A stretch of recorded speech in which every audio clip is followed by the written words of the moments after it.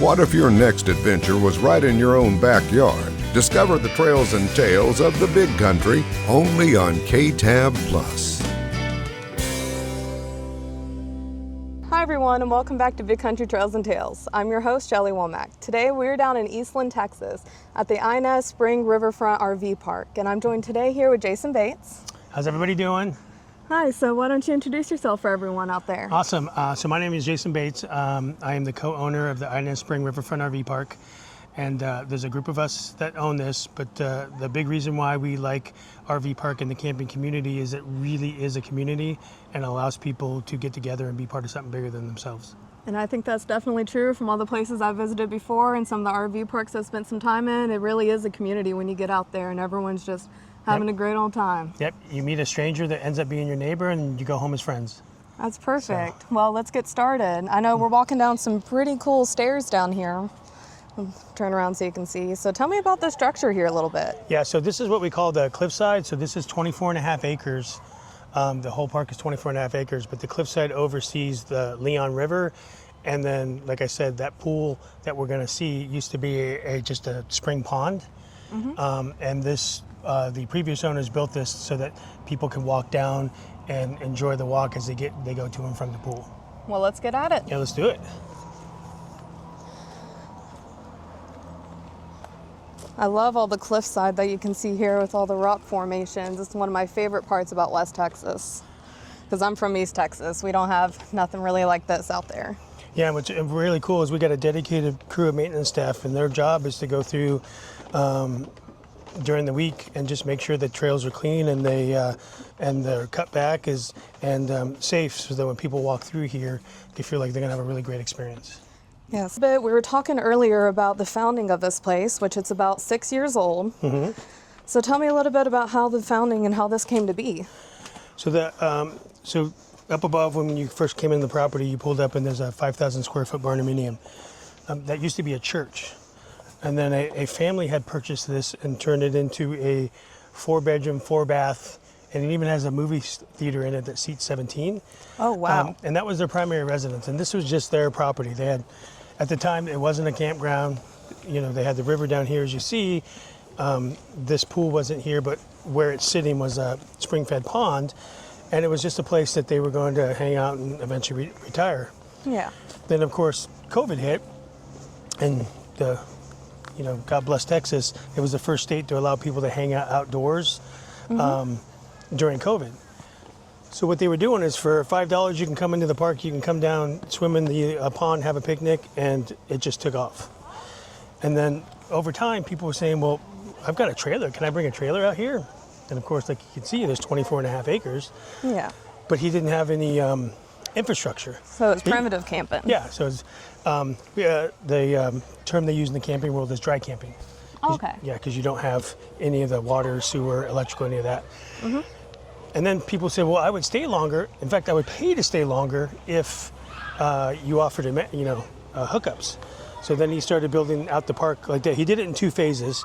And then when we got it, it was 55 pads. And then when we bought it, we added 22 more pads. We turned the barnuminium into an Airbnb that sleeps 11. And then we built a laundry and shower facility. Yes, and it looks amazing when you first come in. That barnuminium is just beautiful. And it really smells really good inside with all the cedar and all the different tree types you got in the furniture there. Yep. So I think our next course of action is to talk about the pool. Yeah, and because the demand was so high, in Eastland County, it gets warm here, and people are always looking for something fun to do in the water. Yeah, and there's not many places to swim around in this area, too. And so this is a 250,000 gallon, 7,000 square foot spring-fed pool. And the spring-fed pool part is essential, because if we had to keep this pool filled all year long, or all summer long, can you imagine what the water bill would be? Oh, no clue. But you can see where it's spraying over there. We're actually pumping water up from the spring and into the pool. Oh, wow. And here's the ironic thing, is there's actually no electricity down here. So, really? So everything is done with gas-fueled pumps. So there's that shed over there is the pump that pumps it out from the ground, and then when the pool closes for the day, we pump water and circulate water and take out the we're always constantly filtering the water out by taking some water out and putting new water in, and then testing the chemicals to make sure it's safe for everybody to play the next day. Yeah, that is awesome to have. So what goes into an upkeep of a pool like this? So the pool's open 6 days a week, so we spend Monday just basically recouping from over the weekend. So the team comes down and we do a scrub of the pool, we check all the chemicals, we shock it, just to make sure it's ready for the week. So as you can see, we got a pump house and that's running. And so because there's no electricity, a lot of the stuff that an automated pool would do, we have to do manually. So we have to circulate the water, we have to test the chemicals twice a day. And then we've got to pump water in and out to keep it at a certain level, a certain pH, a certain chlorine level. Yeah. So we've got a staff that basically works. They come in the morning 7 days a week and they work the pool, just getting it ready. And then we have lifeguards that work the pool during the operating hours. And then in the evening, we've got a team that shuts down the pool, tests it, puts the chemicals in for the night, and gets ready for the team that comes in the morning. And out here is all of our picnic areas. So here's a really cool thing. You pay to get access to the park. Yes. You either rent a tent camping site, you rent an RV site, or you rent the barndominium. But if you just want access for the day, that access gives you the pool, the picnic area, the barbecue, the playground, access to the river for fishing and kayaking, and then access to the 24.5 acres if you want to walk the park. Okay, cool. And how much does that cost to come in? It's only $10 a day. Oh, that's not bad at all. Nope. But as you can see, we have volleyball. We have a little game, it's called Gaga Ball. It's similar to dodgeball. Oh, I love Gaga Ball. Yeah, and then we've got the playground for the kids. And these are all primitive tent camping sites because we find that there's still people that love to tent camp. Yeah. I'm a tent camper myself. It's really popular in the shoulder season, so the spring and fall where it's not as hot. Like we don't see a lot of tent campers in August, but in the fall and the spring, it's really popular. So we've got about 10 sites, and then we've got 3 along the river over there, and we can walk by there later. Yeah. So let's go check out the amenities over here real quick. That's a big goggle pit too. Yeah, kids love it. That's the one thing about campgrounds is, I grew up in an era where we went camping all the time. We went on the weekends, we went in the summer, and nowadays, if you think about it, the biggest competition we have with our kids is their cell phone. So having them come out to a place like this where they can ride their bike, they can play, they can have fun, they can go swimming, be outside, it kind of brings me back from when I was a kid, and I'm able to share that with the next generation of people. That's amazing. And yes, that's definitely something in today's society. It's nice to just be able to unplug and get away from it all and just experience the great outdoors and what there is to offer, You don't have to live through artificial through your phone. You can be there in real life. Which is kind of funny because, like I said, we have no electricity down here, so the Wi-Fi down here isn't the best. But I tell people, all your stuff will be there when you get home. Just allow yourself to unplug and have fun. Yes, that is so important. That's what I was doing last time I went camping. I did use my phone a little bit to play some music here and there, but other than that, it was just me and my books and nature. I love it. So right over there to your left, there's a little ramp that goes down. That's where people like to drop their kayaks in and go kayaking up the river. They've gotten some world-class catfish out of this river. Oh, wow. What other kind of fish? There are a few other kinds I'm not as familiar, but we do get a lot of people that post pictures of picking up big old catfish. Nice. Love me some catfish. It's everywhere. We get a lot of birthday parties out here. What's really cool is now that barndominium is now something people can stay in, because like I said, the previous owner, that was their primary residence, but we've had family reunions up there. We've had small company events, because the really cool part is that movie theater can be used as kind of like a boardroom or a training room, because you got a screen right there. It seats 17 people. Yeah. They can come down and go swimming or do whatever team building exercise they want to do.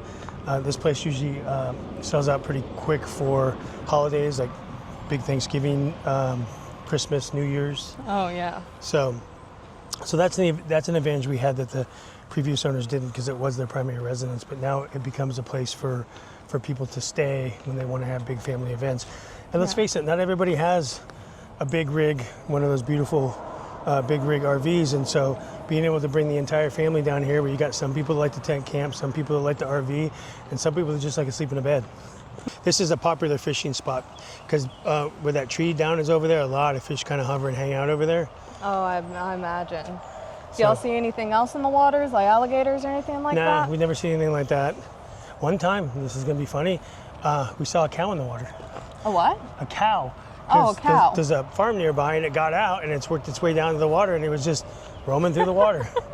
At first, from a distance, we thought it was a bear because we saw it from behind. Yeah. And all of a sudden, it took its little head up, and I go, oh, that's not a bear, that's a cow. Thank God it was a cow and not a bear. So, yep, the other critters we see down here is we see a lot of deer. Sometimes we see, early in the morning, we'll see some wild pigs. Oh, yeah. And of course, it's Texas, so you got to have an armadillo or two. Oh, of course, especially West Texas. Yeah. I mean, it looks like you could just walk on it right now. Yeah, it's that time of day where you see little fish jumping up trying to catch bugs. There was one there. Yeah. We call this a 24-acre playground because we want everybody to be able to come out and play, because I think being a kid is when some of the coolest things happen to us. Yes, well, I think the next course of action, are we going to be checking out the Barnuminium today? We won't be able to go in, unfortunately. Well, fortunately for us, it's booked. Usually it's booked on the weekends, but there's a lot of local work going on, and a lot of foremen are booking the Barnuminium during the week because it sleeps 11 people, and it's cheaper than renting 4 hotel rooms. So unfortunately, I won't be able to show you the inside, but we can walk around the outside. And if you go to our website, you can see the floor plan. It's pretty, and pictures. It's pretty slick. All right. Well, we'll pop over there, and then we'll hit up some nature trails and talk more in the next segment, not episode. So we will see y'all back here in just a couple of minutes. What if your next adventure was right in your own backyard? Discover the trails and tales of the big country only on KTAB Plus. Hi, and welcome back to Big Country Trails and Tales. And now we're here to take a walk along one of the trails and just kind of talk about what all else they have to offer out here. Mm-hmm. So we've got in 24.5 acres, we have about 2 miles of trails kind of weaving in and out and peppering in and out. So as you can see, we could take a less steep version to the left that kind of zigzags the backside of the pool, or we can take a little steeper way up that takes us up to the backside of the RV park. So the previous owners took pride in creating places for people to stop and take pictures because, they were a family that believed in family togetherness, so being able to provide a place to share memories. And we picked up that baton and did the same thing. We said, okay, shared memories, because if you think about it, your life is filled with a whole bunch of pictures, sounds, and feelings, and that creates the major parts of your life. Yeah. And so being able to create moments where people can say, oh, remember that time we were in that little bridge, or remember that time we all hung out at that big old spring-fed swimming pool. Yeah. And so we wanted to continue what they had created. So if you were here a year ago, you would say, oh wow, this park really hadn't changed much, and that was by design, because all we really wanted to do was continue where they left off. Yes, and that's perfect too, because people may have childhood memories and grew up here and come back to visit, and hey, it's still the same, Yep. So you can see where the grass is. So I have staff that comes out here and walks these trails and make sure that there's no high grass, that there's a place to walk, and that the trails are outlined so that you can't get lost. Yeah, which is perfect. It's a pretty rocky trail, but it's pretty easy to walk on. Yeah. So here's that little footbridge I was telling you about. Oh, that is adorable. Yeah.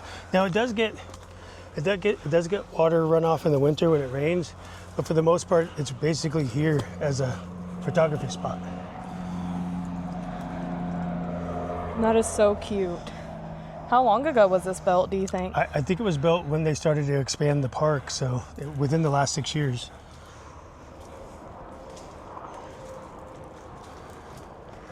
Yeah, this is a perfect little spot for taking photos, especially with the rocks in the background and the stream. Yeah, if somebody take a picture from that angle, even from down there looking up. Oh, yeah. Don't want to slip down there, though. But I've been telling people, if you take a picture, make sure to tag us on Facebook and Instagram. I keep wanting to put a plaque up here where they can scan it and get access to our Instagram page. We didn't get a chance to walk by it. We have a big giant Adirondack chair down there, and people love to take pictures in that. And right there's a little plaque where you can scan it, and there's our Instagram. Yeah. Well, I love this. It's so secluded, and it's not far away at all, but it seems like it's further, Yeah. And this is so nice. You don't realize you're in a campground RV park off of I-20 when you stand here. Yeah, it looks more like if you're at a state park or something. And at night it gets really dark, so you can see the stars, and you know the road noise gets a lot less. Yeah. Are we gonna walk this way or that way? If you wanted to head back up towards the barn, we go this way. This was to take us back down to the park, lower part of the park. Let's go up this way. Okay. So I know this trail wouldn't probably be good for like ADA accessible. Do you have any trails that are? Unfortunately, we don't, because this was the one thing he wanted to do was to keep everything pristine and natural. So that's why you don't see a lot of cement out here. Yeah, it's just all natural in the rocks. Mascot. Yeah. So if someone was looking to come out here and spend a couple nights, what would they expect to pay? So I believe tent campsites, and it all depends on the time of year. The primitive tent campsites are $29 to $39 a night, depending on the time of year. The RV pads start around $49 a night. We give discounts for weekly stays, and then discounts again for monthly stays. Okay. Like I said, it just depends on the time of year and whether it's weekday or weekend. So you see, we come up to the backside. These are what we call the cliffside sites. And so we came up the backside. And if you remember, we went down that bridge, and that's right over there. I mean, we basically just made one big circle. Yeah. So that bridge is right over there. Another thing that's cool is the previous owner left a lot of history. You know, this old Buick was his grandfather's. These tractors were old tractors. I don't know all the histories on them, but he kept them here. He calls that a redneck RV. Oh, that little old trailer. That's adorable. We store some gardening supplies in there, but for the most part, it's just sitting there to show history. That is cool. Sold out. Real quick. This is so cute. Oh, I love the little speedometer up there. Yeah, it's seen a little bit of weather, but you wouldn't believe how many people come out here for a photograph. They'll sit on the hood, they'll lean up against it. Oh yeah. Take some cool photographs. And I know a lot of people probably get on that tractor too. Yep. So one of the things that people like about our sites is our sites are about 100 feet long, and you don't see that a lot in RV parks. Yeah. And what's the advantage of that? Some people come in at night and they're just staying for the night, and they don't want to have to unhook, so they just pull right in. They keep their RV attached to their truck. Oh, that's nice. They sleep for the night, and then they hit the road in the morning and they continue on their trip. So, and then what's more important too, as you see on this site, this is a worker, so he fits his work truck, he fits the truck he towed it on, and he fits his RV. So that's a lot of space. Yeah. So with all of the and what's really amazing is there's this ebb and flow of, how is it a transient park versus how is it more of a long-term park? And so what we like to do is our long-termers that are going to stay here for more than a month, we like to put them along the fence back there, because they're in their own little section, because they come in, they get up at dark 30 in the morning and go to work, and then they come home at dark 30, at night, and go to bed, and then they just do that for 6 days a week. And then this is the area where people come and go, and they have campfires, and the kids play, and that's perfect. They have that. So if they need, quiet night sleep and whatnot, they have that space. But then the kids want to go and play flashlight tag or hide and seek or whatever it is they want to do. Exactly, because once a park is known as a long-term park, then you don't get transient guests, and once a park is known as a transient park, you don't get long-term guests. So we do a good job of facilitating both, because they both bring value to a park, right? In the off-season, those guys, do a good job keeping the park operational so that we can prepare for the season which we're in now, which is the pool season, and when people come out to be part of the pool. And this fire pit here is the fire pit used by the people who stay at the barnuminium, because I think everybody should get a campfire and everybody should have s'mores. Oh, 100%. I went out camping, but it was during a burn ban, so I brought my little s'mores maker and still made s'mores. There you go. Love it. Yeah, this is such a cute fire pit too. What kind of stone is that? That's the stone that they find. You can see we have a whole bunch of them over there, but that's the stone they just pulled from the property. Okay. And so on some of our what we call our super sites, we'll use this as a fire ring instead of a metal fire ring.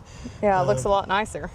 Yeah, and what's really cool is during the summer we'll put up a big inflatable projector and let people watch movies.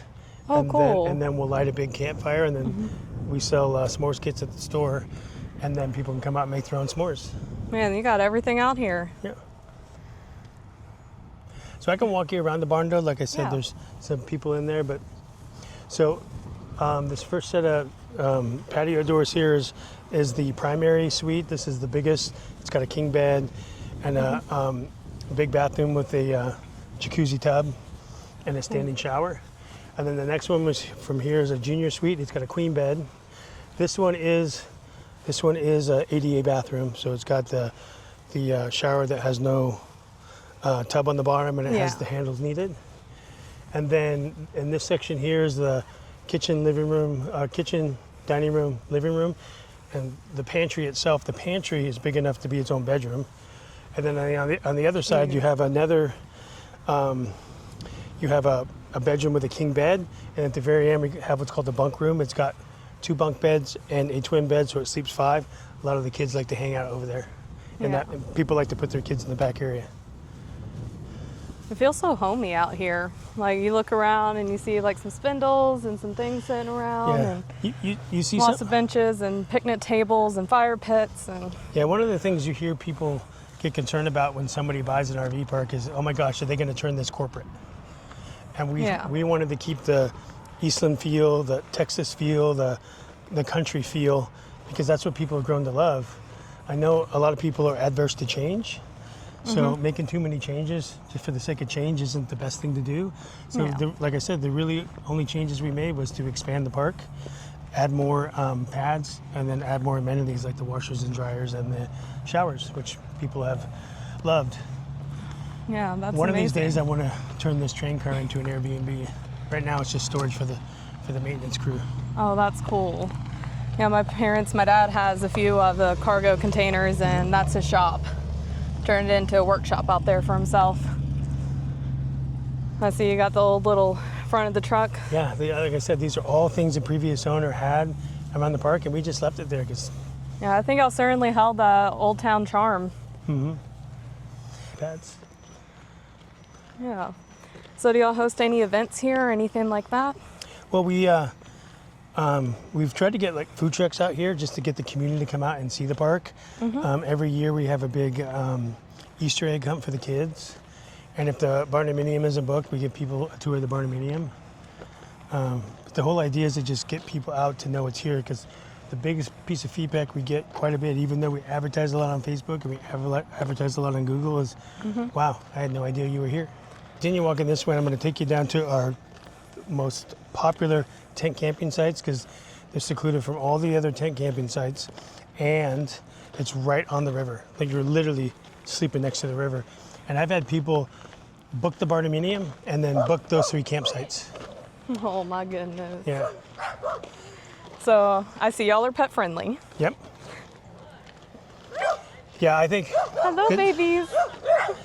Because I would tell you, for RV campers, most of them their fur babies are more important to them than their own kids.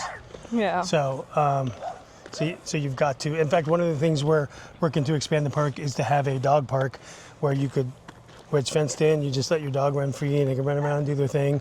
I know I have a lab and she loves dog parks. Oh, so does my baby. He's a Chiweenie and he absolutely loves the dog park. We go every day.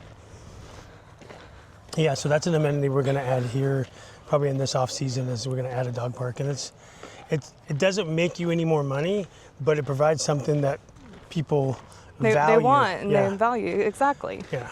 And speaking of which, I also saw that y'all were working on a liquor permit as well. Yep. We've been funny story, funny piece of history. So we actually tried this last summer because there's a lot of people that come down to the park and they've got their coolers and they're ready to enjoy the day.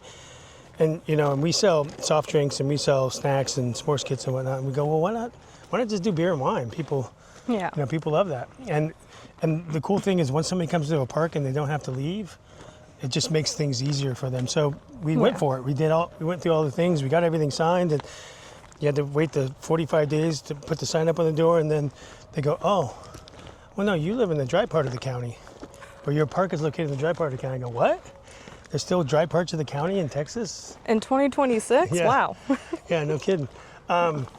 So fast forward to this summer, and we we gave it another try because they said, well, we had a vote and we made this part of the county wet, so give it another try. And so we just got our last signature last week, and now I've got to upload it to the board that does the liquor license, and pretty soon you can be able to buy beer and wine right here at Inez. I know that's exciting for y'all to have. Yeah, it's really about being able to provide more stuff for the guests. And Yeah. because, I mean, I can't tell you how many people have been down at the pool and they finished up their cooler and they go, oh man, which one of you guys are going to run to Walmart? And that's the worst, because you get all set up and you're just ready to relax and enjoy, and then it's, exactly. oh, I forgot this. We got to go to the store. Exactly. So that's I'm glad you mentioned that, because that's we're really looking forward to that. We're always trying to find new ways to provide opportunities for people. We've also got a machine up there we're trying to get up and running. It's an ice machine. It's an ice vending machine and filtered water. So that's another thing that people go, man, I really wish I could get some ice. I don't want to have to drive into town. And it works just like a vending machine. It takes cash or credit card and it drops 10-pound bags of ice or filtered water. Yeah. So as we're coming around this corner here, you'll see why these are the most popular tent camping sites right here. And I've had people bring little pop-ups down here too, right? Just the important thing is we have to let them know there's no utilities down here. There's no electric, there's no water, there's no sewer, nothing. In fact, even during the summer season, we bring the porta-johns down here just so that they don't have to go either all the way up there to use the bathroom or all the way over by the pool to use the bathroom. Yeah. But we still have the showers for them up there if they want to use them. So there's 3 sites, 1, 2, and 3, all off the river, all secluded. And these are our most popular tent sites. They all have.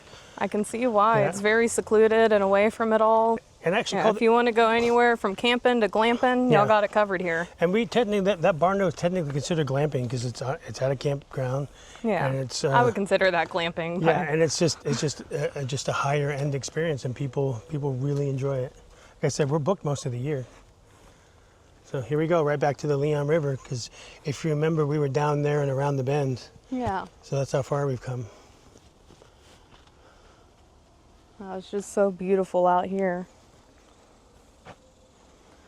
So quiet, so pristine.